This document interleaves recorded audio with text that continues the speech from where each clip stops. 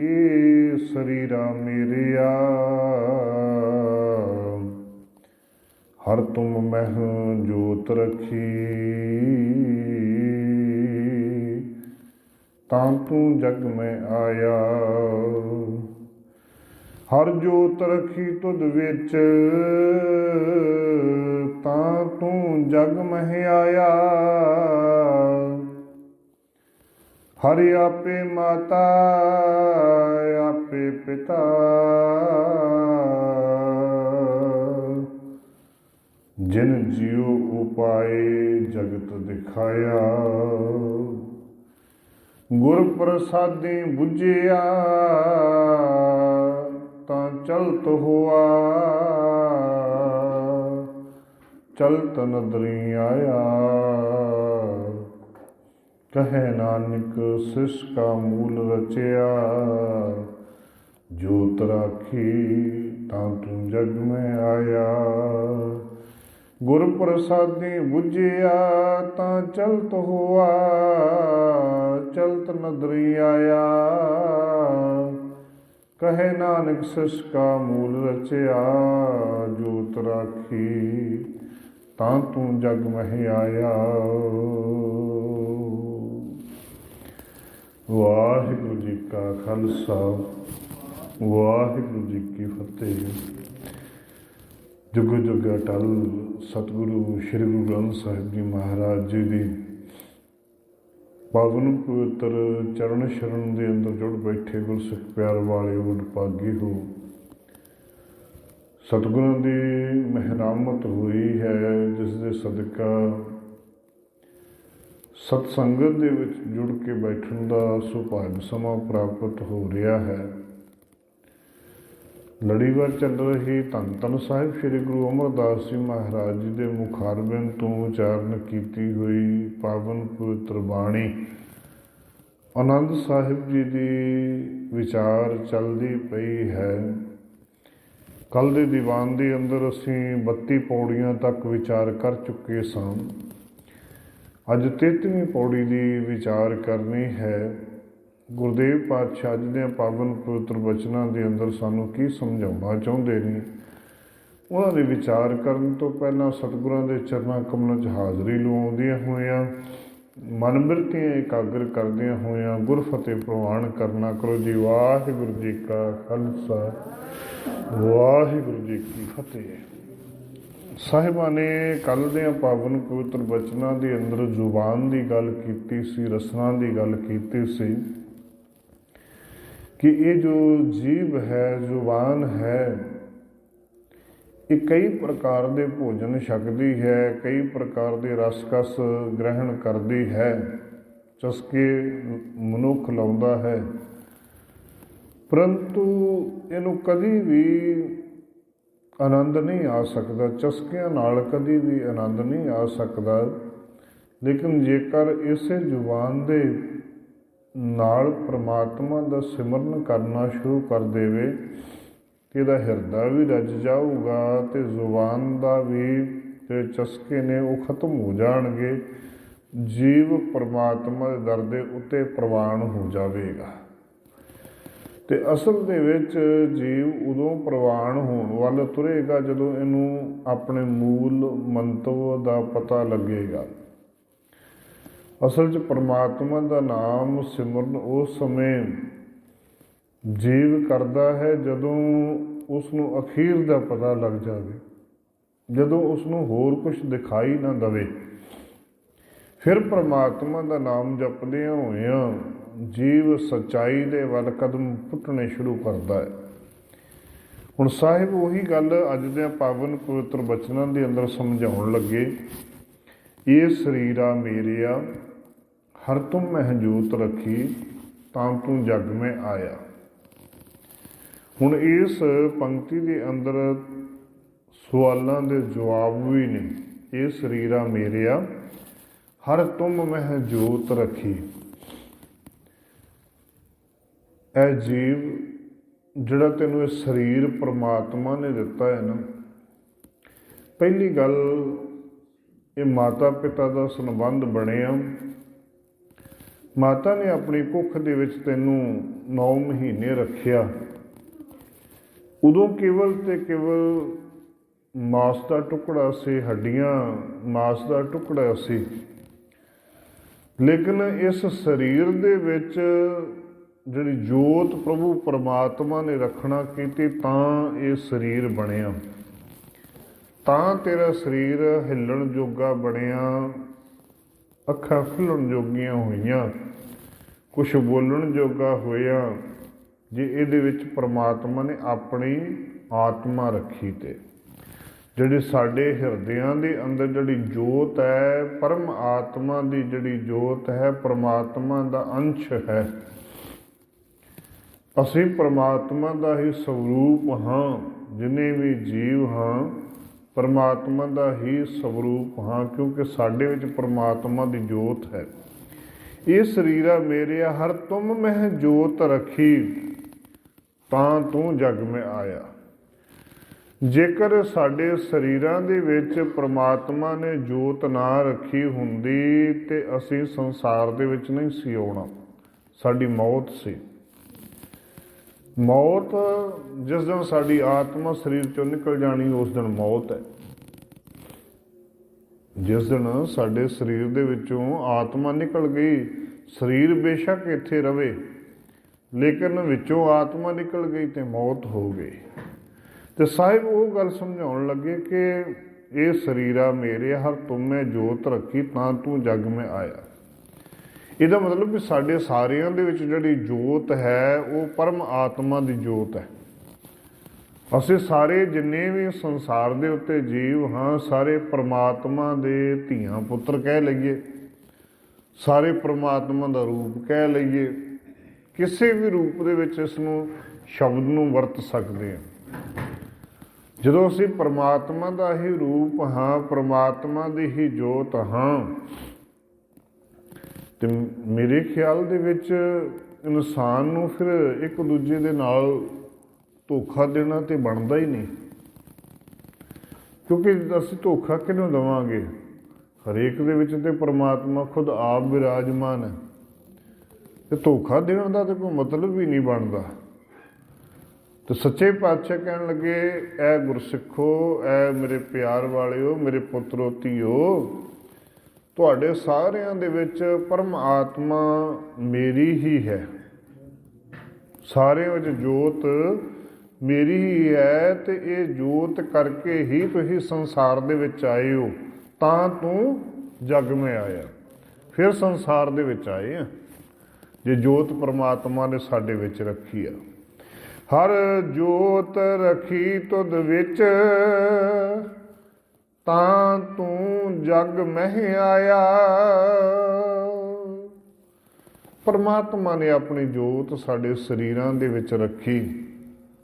ਇਹਨੂੰ ਦੋਹਰੀ ਵਾਰ ਇਸ ਵਾਸਤੇ ਲਿਖਿਆ ਕਿ ਪੱਕੇ ਕਰਨ ਦੇ ਵਾਸਤੇ, ਕਿ ਇਹ ਕਿਤੇ ਭੁਲੇਖੇ ਦੇ ਵਿੱਚ ਨਾ ਰਿਓ ਕਿ ਇਹ ਇੱਕ ਵਾਰੀ ਗੱਲ ਕਹਿਤੀ, ਮੈਂ ਬਾਰ-ਬਾਰ ਇਹ ਗੱਲ ਕਹਿ ਰਿਹਾ ਹਾਂ ਕਿ ਪਰਮਾਤਮਾ ਨੇ ਸਾਡੇ ਵਿੱਚ ਆਪਣੀ ਜੋਤ ਰੱਖੀ ਹੈ, ਤਾਂ ਅਸੀਂ ਸੰਸਾਰ ਦੇ ਵਿੱਚ ਆਏ ਹਾਂ। ਅਸੀਂ ਕਰਨ ਦੇ ਯੋਗ, ਜੋ ਵੀ ਕਰਮ ਕਰਨ ਦੇ ਯੋਗ ਤਾਂ ਬਣੇ, ਪਰਮਾਤਮਾ ਨੇ ਸਾਨੂੰ ਇਸ ਯੋਗ ਬਣਾਇਆ। ਤੇ ਦੇਖੋ, ਸੰਸਾਰ ਦੇ ਅੰਦਰ ਰਹਿੰਦਿਆਂ ਹੋਇਆਂ ਬੇਸ਼ੱਕ ਜਿੰਨੀ ਮਰਜ਼ੀ ਕੋਈ ਵਿਗਿਆਨ ਤਰੱਕੀ ਕਰ ਲਵੇ, ਜਿੰਨੀ ਮਰਜ਼ੀ, ਕਿਉਂਕਿ ਤਰੱਕੀ ਇਨਸਾਨ ਜਿਹੜਾ ਕਰਦਾ ਹੈ ਉਹ ਪਰਮਾਤਮਾ ਹੀ ਤਰੱਕੀ ਕਰਵਾਉਂਦਾ ਹੈ।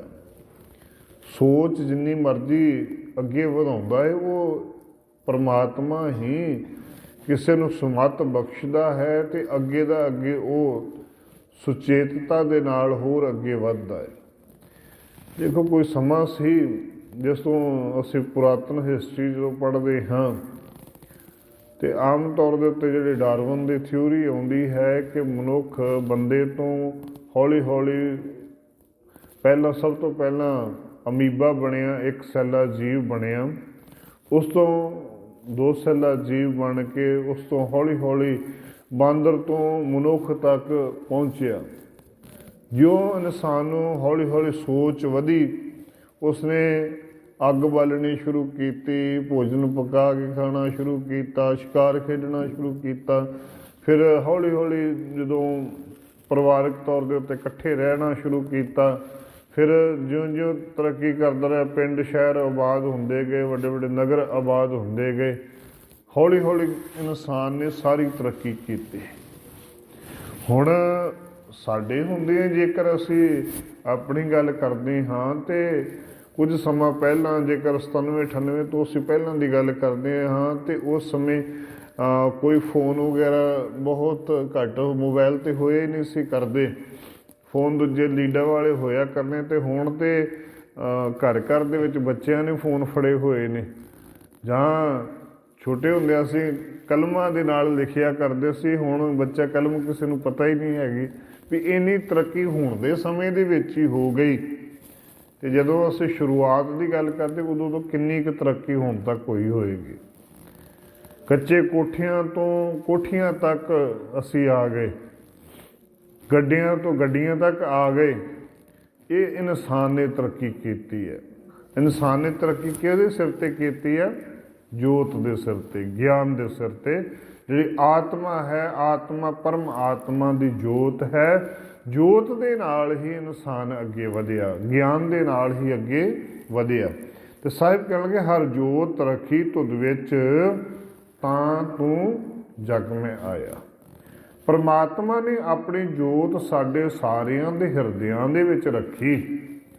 ਜਦੋਂ ਮਾਦਾ ਤੇ ਉਦਰ ਦੇ ਵਿੱਚ ਸਾਂ, ਜਿਸ ਸਮੇਂ ਸਾਡਾ ਜਨਮ ਦੀ ਸ਼ੁਰੂਆਤ ਹੋਈ ਸੀ, ਉਸ ਸਮੇਂ ਹੀ ਜੋਤ ਸਾਡੇ ਵਿੱਚ ਪਰਮਾਤਮਾ ਨੇ ਆਪਣੀ ਰੱਖੀ, ਤੇ ਜਿਹਦੇ ਨਾਲ ਹੌਲੀ ਹੌਲੀ ਵ੍ਰਿੱਧੀ ਹੋਈ।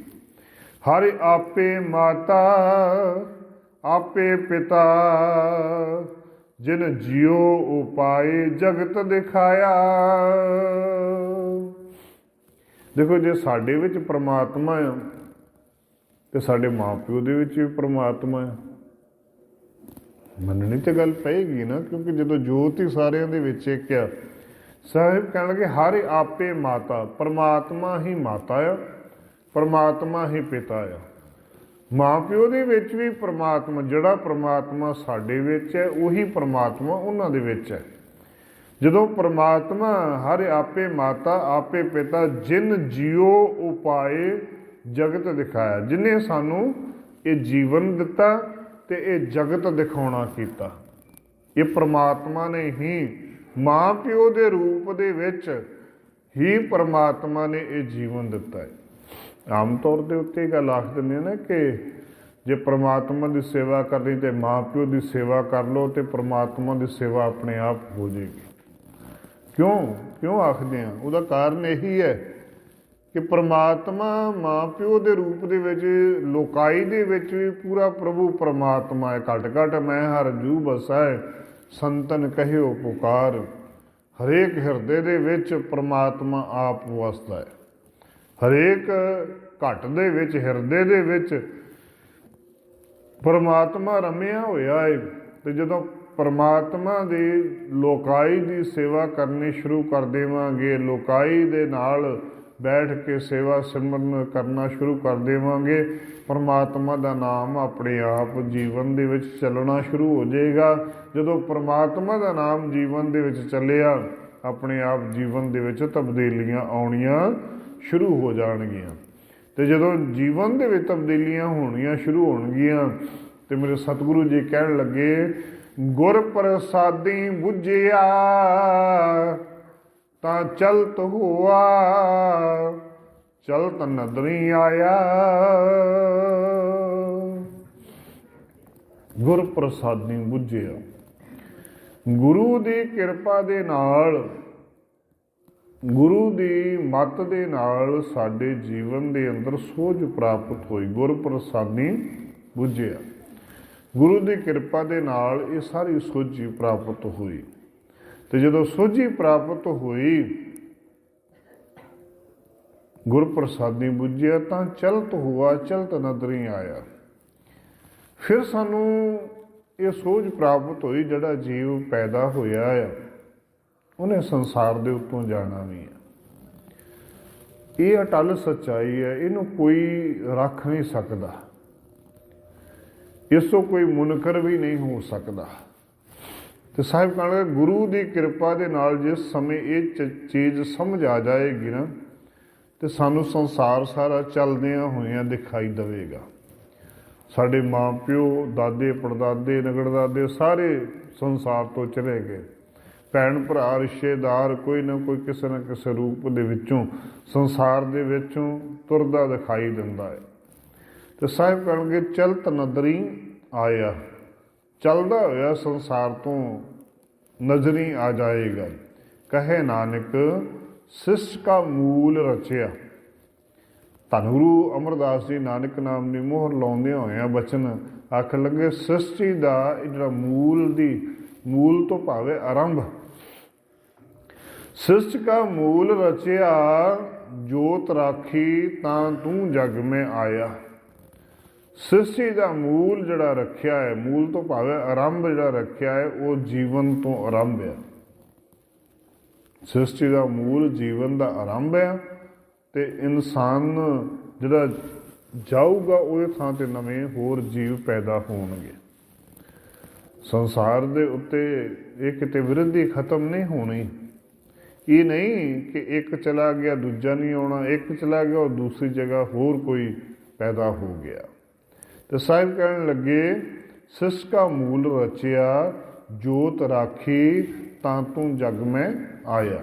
ਸ੍ਰਿਸ਼ਟੀ ਦਾ ਮੂਲ ਆ, ਇੱਕ ਜਾਂਦਾ ਹੈ, ਇੱਕ ਆਉਂਦਾ ਹੈ, ਉਹ ਆਰੰਭ ਕੀਤਾ ਹੈ ਤੇ ਉਸਨੇ ਖਤਮ ਕਰਨਾ ਹੈ। ਤੇ ਇਹ ਸਾਡੇ ਹਿਰਦਿਆਂ ਦੇ ਅੰਦਰ ਪ੍ਰਭੂ ਪਰਮਾਤਮਾ ਨੇ ਜੋਤ ਰੱਖੀ ਹੈ, ਤਾਂ ਸੰਸਾਰ ਦੇ ਵਿੱਚ ਆਉਂਦੇ ਹਾਂ, ਤਾਂ ਸੰਸਾਰ ਦੇ ਵਿੱਚ ਚਲੇ ਜਾਂਦੇ ਹਾਂ। ਉਹ ਆਪਣੀ ਜੋਤ ਆਪਣੇ ਦਰ ਦੇ ਉੱਤੇ ਪ੍ਰਵਾਨ ਕਰ ਲੈਂਦਾ।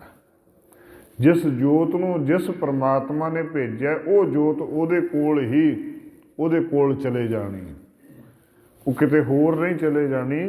ਪਰਮਾਤਮਾ ਨੇ ਆਪਣੀ ਜੋਤ, ਪਰ ਇਹਨੂੰ ਕੋਈ ਦੱਸ ਨਹੀਂ ਸਕਦਾ ਉਹ ਕਿੱਥੇ ਗਈ ਹੈ। ਪਰਮਾਤਮਾ ਦੀ ਜੋਤ ਪਰਮਾਤਮਾ ਦੇ ਵਿੱਚ ਹੀ ਵਿਲੀਨ ਹੋ ਜਾਏਗੀ, ਕਿਉਂਕਿ ਜੋਤੀ ਜੋਤ ਰਲੀ ਸੰਪੂਰਨ ਥੀਆ ਰਾਮ। ਅੱਜ ਧੰਨ ਧੰਨ ਸਾਹਿਬ ਸ੍ਰੀ ਗੁਰੂ ਹਰਿਰਾਏ ਜੀ ਮਹਾਰਾਜ ਜੀ ਦਾ ਵੀ ਜੋਤੀ ਜੋਤ ਦਿਹਾੜਾ ਹੈ, ਜੋ ਸਮੁੱਚੇ ਜਗਤ ਦੇ ਅੰਦਰ ਬੜੇ ਸ਼ਰਧਾ ਭਾਵਨਾ ਦੇ ਨਾਲ ਮਨਾਇਆ ਜਾ ਰਿਹਾ ਹੈ। ਧੰਨ ਗੁਰੂ ਹਰਿਰਾਏ ਜੀ ਮਹਾਰਾਜ ਜੀ, ਬਾਬਾ ਗੁਰਦਿੱਤਾ ਜੀ ਛੇਵੇਂ ਪਾਤਸ਼ਾਹ, ਧੰਨ ਗੁਰੂ ਹਰਗੋਬਿੰਦ ਸਾਹਿਬ ਜੀ ਮਹਾਰਾਜ ਜੀ ਦੇ ਸੁਪੁੱਤਰ ਬਾਬਾ ਗੁਰਦਿੱਤਾ ਜੀ ਦੇ ਗ੍ਰਹਿ ਵਿਖੇ 1630 ਵਿੱਚ ਗੁਰੂ ਹਰਿਰਾਏ ਜੀ ਮਹਾਰਾਜ ਜੀ ਕੀਰਤਪੁਰ ਦੀ ਧਰਤੀ ਦੇ ਉੱਤੇ ਪ੍ਰਗਟ ਹੋਏ ਸਨ। ਤੇ ਗੁਰੂ ਹਰਿਰਾਏ ਜੀ ਮਹਾਰਾਜ ਜੀ ਨੂੰ ਗੁਰੂ ਹਰਗੋਬਿੰਦ ਸਾਹਿਬ ਜੀ ਮਹਾਰਾਜ ਜੀ ਨੇ ਆਪਣੀ ਗੁਰਿਆਈ ਦੇਣਾ ਕੀਤੀ ਸੀ। ਜਦੋਂ 1644 ਦੇ ਵਿੱਚ ਜੋਤੀ ਜੋਤ ਸਮਾਉਣਾ ਕੀਤੇ ਸਨ, ਉਹਨਾਂ ਨੂੰ ਗੁਰਿਆਈ ਦੇ ਉੱਤੇ ਬਿਠਾਉਣਾ ਕੀਤਾ ਸੀ। 1644 ਤੋਂ ਲੈ ਕੇ 1661 ਤੱਕ ਉਹਨਾਂ ਨੇ ਗੁਰਿਆਈ ਦੇ ਉੱਤੇ ਬੈਠ ਕਰਕੇ ਹਰਜਸ ਕਰਦਿਆਂ ਹੋਇਆਂ, ਲੋਕਾਈ ਨੂੰ ਸਿੱਧੇ ਰਸਤੇ ਦੇ ਉੱਤੇ ਪਾਉਂਦਿਆਂ ਹੋਇਆਂ, ਇੱਥੋਂ ਤੱਕ ਕਿ ਆਪਣੇ ਸਮੇਂ ਦੇ ਦੌਰਾਨ ਬਾਗ ਵੀ ਲਗਵਾਉਣਾ ਕੀਤੇ। ਆਪਣੇ ਸਮੇਂ ਦੇ ਦੌਰਾਨ ਉਹਨਾਂ ਨੇ ਰੋਗੀਆਂ ਨੂੰ ਠੀਕ ਵੀ ਕੀਤਾ। ਉਹਨਾਂ ਨੇ ਹੌਸਪੀਟਲ ਵੀ ਕੀਰਤਪੁਰ ਦੀ ਧਰਤੀ ਦੇ ਉੱਤੇ ਦਵਾਖਾਨਾ, ਹੁਣ ਅਸੀਂ ਹੌਸਪੀਟਲ ਅੰਗਰੇਜ਼ੀ ਵਿੱਚ ਆਖ ਦਿੰਦੇ ਹਾਂ, ਲੇਕਿਨ ਅਸਲ ਦੇ ਸ਼ਬਦ ਜਿਹੜਾ ਹੈ ਉਹ ਦਵਾਖਾਨਾ ਹੈ। ਗੁਰੂ ਹਰਿਰਾਏ ਜੀ ਮਹਾਰਾਜ ਜੀ ਨੇ ਦਵਾਖਾਨਾ ਖੋਲ੍ਹਣਾ ਕੀਤਾ। ਫਿਰ ਸਮਾਂ ਆਇਆ, ਔਰੰਗਜ਼ੇਬ ਨੇ ਬੁਲਾਉਣਾ ਕੀਤਾ ਕਿ ਮੇਰੇ ਕੋਲ ਆਓ। ਤੇ ਗੁਰਦੇਵ ਪਾਤਸ਼ਾਹ ਨੂੰ, ਕਿਉਂਕਿ ਛੇਵੇਂ ਪਾਤਸ਼ਾਹ ਦਾ ਹੁਕਮ ਸੀ कि नह मलेश को दर्शन दे हैं, नह मलेश के दर्शन ले हैं, कि ना इसनों दर्शन देने ने ना इसके दर्शन करने ने औरंगजेब दे, क्योंकि पापी इंसान है। क्योंकि गुरु के दर्शन कीते पापियां दे भी पाप लै जाते हैं, तो इस करके इन्हूं दर्शन ही नहीं देने, औरंगे नूं दर्शन नहीं देने। तो उस समय जदों राजसी दबाਅ करके बार बार बुलाउण करके फिर उस समय धन गुरु हरिराए जी महाराज जी ने अपने ਵੱਡੇ ਸਪੁੱਤਰ ਰਾਮ ਰਾਏ ਨੂੰ ਭੇਜਣਾ ਕੀਤਾ ਕਿ ਜਾਓ ਤੇ ਔਰੰਗਜ਼ੇਬ ਨੂੰ ਨਿਰਉੱਤਰ ਕਰਕੇ ਆਓ, ਉਹਦੇ ਸਾਰੇ ਸਵਾਲਾਂ ਦੇ ਜਵਾਬ ਦੇ ਕੇ ਆਓ। ਉਹਨਾਂ ਨੇ ਆਖਿਆ ਕਿ ਪਿਤਾ ਜੀ, ਤੁਹਾਡੇ ਹੁੰਦਿਆਂ ਹੋਇਆਂ ਮੈਂ ਕਿਵੇਂ ਜਵਾਬ ਦੇ ਸਕਦਾ ਹਾਂ। ਕਹਿਣ ਲੱਗੇ, ਤੁਹਾਡੀ ਜ਼ੁਬਾਨ ਦੇ ਉੱਤੇ ਬਾਬੇ ਨਾਨਕ ਦਾ ਵਾਸ ਹੋਵੇਗਾ, ਜੋ ਤੁਸੀਂ ਕਹੋਗੇ ਸੱਤ ਹੋ ਜਾਏਗਾ। ਜਦੋਂ ਇਹ ਗੱਲ ਹੋਈ, ਦਿੱਲੀ ਵੱਲ ਨੂੰ ਗੁਰਸਿੱਖ ਸੰਗਤਾਂ ਨੂੰ ਨਾਲ ਲੈ ਕੇ, ਕੁਝ ਗੁਰਸਿੱਖਾਂ ਨੂੰ ਨਾਲ ਲੈ ਕੇ ਦਿੱਲੀ ਨੂੰ ਰਵਾਨਾ ਹੋਏ। ਜਦੋਂ ਦਿੱਲੀ ਨੂੰ ਰਵਾਨਾ ਹੋਏ ਤੇ ਜਿਸ ਜਗ੍ਹਾ ਦੇ ਉੱਤੇ ਬਾਹਰਵਾਰ ਗੁਰਦੁਆਰਾ ਮਜਨੂ ਕਾ ਟਿੱਲਾ ਹੈ, ਉੱਥੇ ਸਭ ਤੋਂ ਪਹਿਲਾਂ ਔਰੰਗਜ਼ੇਬ ਨੇ ਪਰਖ ਕਰਨਾ ਕੀਤੀ। ਖੂਹ ਦੇ ਉੱਤੇ ਮੰਜਾ ਡੁਹਾਇਆ ਤੇ ਉਸ ਮੰਜੇ ਦੇ ਉੱਤੇ ਇਕੱਲੀ ਚਾਦਰ ਵਿਛਾਈ ਸੀ ਕਿ ਉੱਤੇ ਬਹਿਣਗੇ ਤੇ ਖੂਹ 'ਚ ਡਿੱਗ ਕੇ ਖਤਮ ਹੋ ਜਾਣਗੇ। ਵੇਖਦੇ ਹਾਂ ਭਲਾ ਕਿੰਨੀ ਤਾਕਤ ਹੈ। ਤੇ ਜਦੋਂ ਉਸ ਪਲੰਘ ਦੇ ਉੱਤੇ ਬਾਬਾ ਰਾਮ ਰਾਏ ਜੀ ਬੈਠੇ ਤੇ ਆਰਾਮ ਦੇ ਨਾਲ ਬੈਠੇ, ਉਹ ਚਾਦਰ ਨੂੰ ਸਲਵੱਟ ਤੱਕ ਨਹੀਂ ਪਿਆ। ਉਸ ਤੋਂ ਬਾਅਦ ਦੇ ਵਿੱਚ ਜਦੋਂ ਦਰਬਾਰ ਦੇ ਵਿੱਚ ਆਏ, ਉਹਨੇ ਆਖਿਆ ਕਿ ਪਹਿਲੀ ਗੱਲ, ਅਸੀਂ ਤੁਹਾਨੂੰ ਤਾਂ ਮੰਨਾਂਗੇ ਜੇ ਤੁਸੀਂ ਮੇਰੇ ਦਰਬਾਰ ਦੇ ਵਿੱਚ ਆਪਣੀ ਪਾਲਕੀ ਬਿਨਾਂ ਕਹਾਰਾਂ ਤੋਂ ਲੈ ਕੇ ਆਓਗੇ। ਤੇ ਕਹਾਰ ਤੋਂ ਭਾਵੇਂ ਮੋਢਿਆਂ 'ਤੇ ਚੁੱਕ ਕੇ ਪਾਲਕੀ ਖੜਨ ਵਾਲੇ ਬਾਬਾ ਰਾਮ ਰਾਏ ਜੀ ਨੇ ਬਿਨਾਂ ਕਹਾਰਾਂ ਤੋਂ ਪਾਲਕੀ ਲੈ ਕੇ ਉਹਦੇ ਦਰਬਾਰ ਦੇ ਵਿੱਚ ਗਏ। ਜਦੋਂ ਵੇਖਿਆ, ਸਾਰੇ ਮੌਲਾਣੇ, ਸਾਰੇ ਮੁਲਾਣੇ ਹੈਰਾਨ ਰਹਿ ਗਏ। ਅਸਲ ਦੇ ਵਿੱਚ ਗੁਰੂ ਪਾਤਸ਼ਾਹ ਨੇ ਇਹਨਾਂ ਨੂੰ ਆਖਿਆ ਸੀ, ਤੁਸੀਂ ਕਰਾਮਾਤ ਨਾ ਦਿਖਾਇਓ, ਕਿਉਂਕਿ ਕਰਾਮਾਤ ਕਹਿਰ ਦਾ ਨਾਂ ਹੁੰਦਾ ਆ। ਗੁਰੂ ਘਰ ਦੇ ਵਿੱਚ ਕਰਾਮਾਤ ਨੂੰ ਕੋਈ ਥਾਂ ਨਹੀਂ ਹੈ, ਕਿ ਗੁਰੂ ਘਰ ਦੇ ਅੰਦਰ ਇਹ ਚੀਜ਼ਾਂ ਬਹੁਤ ਨੀਵੀਆਂ ਚੀਜ਼ਾਂ ਆ ਜਾਂਦੀਆਂ ਨੇ। ਗੁਰੂ ਬਹੁਤ ਇਸ ਤੋਂ ਉੱਪਰ ਦੀ ਗੱਲ ਹੈ। ਲੇਕਿਨ ਇਹ ਝੂਠੀ ਸ਼ਾਨੋ ਸ਼ੌਕਤ ਦੇ ਵਿੱਚ ਬਾਬਾ ਰਾਮ ਰਾਏ ਜੀ ਆ ਗਏ। ਇਹਨਾਂ ਨੇ ਉਹ ਚੀਜ਼ਾਂ ਜੀਵਨ ਦੇ ਵਿੱਚ, ਇਹਨਾਂ ਨੇ ਇਤਿਹਾਸਕਾਰ ਜਿਹੜੀਆਂ ਚੀਜ਼ਾਂ ਲਿਖਦੇ ਨੇ, 72 ਕਰਾਮਾਤਾਂ ਦਿਖਾਉਣੀਆਂ ਕੀਤੀਆਂ, ਜਿਹਦੇ ਵਿੱਚ ਇਹਨਾਂ ਨੂੰ ਇੱਥੋਂ ਤੱਕ ਕਿ ਮੱਕਾ ਵੀ ਦਿੱਲੀ ਦੇ ਵਿੱਚ, ਮੱਕੇ ਦੇ ਦਰਸ਼ਨ ਵੀ ਦਿੱਲੀ 'ਚ ਕਰਵਾ ਦਿੱਤੇ। ਜਦੋਂ ਇਹ ਸਾਰੀਆਂ ਚੀਜ਼ਾਂ ਹੋਈਆਂ, ਆਖਿਰਕਾਰ ਕੀ ਹੋਇਆ ਕਿ ਫਸਾਉਣ ਵਾਲੀ ਗੱਲ ਕਹਿ ਲਈਏ ਕਿ ਇੱਕ ਕਾਜ਼ੀ ਨੇ ਆਖਿਆ ਕਿ ਤੁਹਾਡੀ ਗੁਰਬਾਣੀ ਦੇ ਵਿੱਚ ਬਾਕੀ ਸਾਰੀ ਗੱਲ ਠੀਕ ਹੈ, ਲੇਕਿਨ ਇੱਕ ਗੱਲ ਲਿਖੀ ਹੈ ਕਿ ਮਿੱਟੀ ਮੁਸਲਮਾਨ ਕੀ ਪੇੜੇ ਪਾਈ ਘੁਮਿਆਰ, ਘੜ ਭਾਂਡੇ ਇੱਟਾਂ ਕੀਆਂ ਜਲਤੀ ਕਰੇ, ਪੁਕਾਰ ਵਾਲਾ ਜਿਹੜਾ ਸ਼ਬਦ ਹੈ, ਉਹਨਾਂ ਸਾਡੇ ਬਾਰੇ ਬਾਬਤ ਗਲਤ ਲਿਖਿਆ ਹੈ। ਤੇ ਉੱਥੇ ਰਾਮ ਰਾਏ ਨੇ ਕਹਿ ਦਿੱਤਾ ਕਿ ਉੱਥੇ ਮਿੱਟੀ ਮੁਸਲਮਾਨ ਦੀ ਨਹੀਂ ਲਿਖਿਆ, ਉੱਥੇ ਬੇਈਮਾਨ ਦੀ ਲਿਖਦਾ। ਸਿਰਫ ਇੱਕ ਸ਼ਬਦ ਗਲਤ ਬੋਲਿਆ, ਇੱਕ ਸ਼ਬਦ ਤਬਦੀਲ ਕੀਤਾ, ਤੇ ਗੁਰਸਿੱਖਾਂ ਨੇ ਆਣ ਕੇ ਸਤਿਗੁਰਾਂ ਨੂੰ ਦੱਸ ਦਿੱਤਾ ਕਿ ਸੱਚੇ ਪਾਤਸ਼ਾਹ ਉੱਥੇ ਆਹ ਭਾਣਾ ਵਰਤ ਗਿਆ। ਸੁਨੇਹਾ ਭੇਜ ਦਿੱਤਾ ਕਿ ਇਹਨਾਂ ਨੇ ਆਹ ਸ਼ਬਦ ਬੋਲੇ ਨੇ। ਤੇ ਜਦੋਂ ਇਹ ਸ਼ਬਦ ਹੋਏ, ਦੇਖੋ ਕਿੰਨੀ ਗੁਰੂ ਘਰ ਗੁਰਬਾਣੀ ਦੇ ਪ੍ਰਤੀ ਸੁਚੇਤ ਨੇ। ਗੁਰੂ ਪਾਤਸ਼ਾਹ ਨੇ ਆਖਿਆ ਕਿ ਇਹਨੇ ਗੁਰਬਾਣੀ ਬਾਬੇ ਨਾਨਕ ਦੀ ਬਾਣੀ ਨੂੰ ਬਦਲਣ ਦਾ ਯਤਨ ਕੀਤਾ ਹੈ, ਇਹ ਅੱਜ ਤੋਂ ਬਾਅਦ ਮੇਰਾ ਪੁੱਤਰ ਨਹੀਂ ਹੈ। ਇਹਨੂੰ ਆਓ ਜਿੱਥੇ ਮੂੰਹ ਕੀਤਾ ਹੈ ਉੱਧਰ ਨੂੰ ਚਲਾ ਜਾਏ, ਜਿਹਦੇ ਕਰਕੇ ਤੂੰ ਬਦਲਿਆ ਉਹਦੇ ਕੋਲ ਚਲਾ ਜਾ, ਮੇਰੇ ਕੋਲ ਨਾ ਆਵੀਂ ਮੁੜ ਕੇ। ਬੇਦਖਲ ਕਰ ਦਿੱਤਾ, ਸਿਰਫ ਇੱਕ ਬਾਣੀ ਦਾ ਸ਼ਬਦ ਬਦਲਣ ਦੇ ਕਰਕੇ। ਤੇ ਗੁਰੂ ਪਾਤਸ਼ਾਹ ਦੇਖੋ ਕਿੰਨੀ ਕੁ ਗੁਰਬਾਣੀ ਦੇ ਪ੍ਰਤੀ ਕਿੰਨੇ ਸੁਚੇਤ ਸਨ। ਅੱਜ ਅਸੀਂ ਬੇਵਜ੍ਹਾ ਕਿੰਨੀ ਬਾਣੀ ਗਲਤ ਪੜ੍ਹ ਦਿੰਦੇ ਹਾਂ, ਲੇਕਿਨ ਗੁਰੂ ਪਾਤਸ਼ਾਹ ਦੇ ਸਮੇਂ ਉਹਨਾਂ ਨੇ ਆਪਣੇ ਪੁੱਤ ਤੱਕ ਨਹੀਂ ਬਖਸ਼ਿਆ। ਉਹਨਾਂ ਨੇ ਬੇਦਖਲ ਕਰ ਦਿੰਦਾ, ਤੈਨੂੰ ਮੇਰੇ ਘਰ ਨਾ ਵਾਪਸ ਆਏ। ਇੱਥੋਂ ਤੱਕ ਜਦੋਂ ਇਹ ਗੱਲ ਦਾ ਪਤਾ ਰਾਮ ਰਾਏ ਨੂੰ ਪਤਾ ਲੱਗਾ, ਤੇ ਰਾਮ ਰਾਏ ਫਿਰ ਔਰੰਗਜ਼ੇਬ ਦੇ ਕੋਲ ਰੋਇਆ ਕਿ ਮੈਂ ਤੇਰੇ ਕਰਕੇ ਬਾਣੀ ਗਲਤ ਪੜ੍ਹ ਦਿੱਤੀ, ਤੇ ਹੁਣ ਮੈਨੂੰ ਮੇਰੇ ਪਿਓ ਦੇ ਘਰੋਂ ਬੇਦਖਲ ਕਰ ਦਿੱਤਾ, ਹੁਣ ਮੈਨੂੰ ਕੋਈ ਜਗ੍ਹਾ ਦੇ, ਮੈਂ ਕਿੱਥੇ ਰਹਿ ਸਕਾਂ। ਫਿਰ ਜਿਹੜਾ ਅੱਜ ਇਲਾਕਾ ਦੇਹਰਾਦੂਨ ਦਾ ਇਲਾਕਾ ਨਾ, ਉਹ ਇਲਾਕਾ ਰਾਮ ਰਾਏ ਨੂੰ ਔਰੰਗਜ਼ੇਬ ਨੇ ਦਿੱਤਾ ਸੀ। ਪਹਿਲਾ ਨਾਂ ਇਹਦਾ ਦੂਨ ਦਾ ਇਲਾਕਾ ਸੀ। ਮੁੜ ਕੇ ਇਸੇ ਜਗ੍ਹਾ ਦੇ ਉੱਤੇ ਰਾਮ ਰਾਏ ਦੀ ਮੌਤ ਹੋਈ ਸੀ, ਤੇ ਉਸ ਸਮੇਂ ਇੱਥੇ ਇਹਦਾ ਦੇਹੁਰਾ ਬਣਿਆ।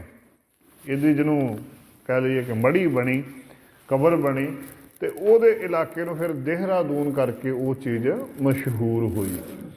ਤੇ ਉਹ ਬਾਅਦ ਦੇ ਵਿੱਚ 10ਵੇਂ ਪਾਤਸ਼ਾਹ ਵੇਲੇ ਮੱਥੇ ਤੱਕ 9ਵੇਂ ਪਾਤਸ਼ਾਹ ਦੇ ਮੱਥੇ ਵੀ ਨਹੀਂ ਲੱਗਿਆ, 10ਵੇਂ ਪਾਤਸ਼ਾਹ ਦੇ ਮੱਥੇ ਵੀ ਨਹੀਂ ਲੱਗਿਆ। ਬਾਅਦ ਦੇ ਵਿੱਚ ਜੋ ਕਿ ਗੁਰੂ ਗੋਬਿੰਦ ਸਿੰਘ ਜੀ ਮਹਾਰਾਜ ਜੀ ਦੇ ਕੋਲੋਂ ਇਹਨੇ ਮੁਆਫੀ ਮੰਗੀ ਤੇ ਫਿਰ ਇਹਨੇ ਬਾਅਦ ਦੇ ਵਿੱਚ ਅੰਮ੍ਰਿਤ ਛਕਿਆ ਰਾਮ ਰਾਏ ਨੇ।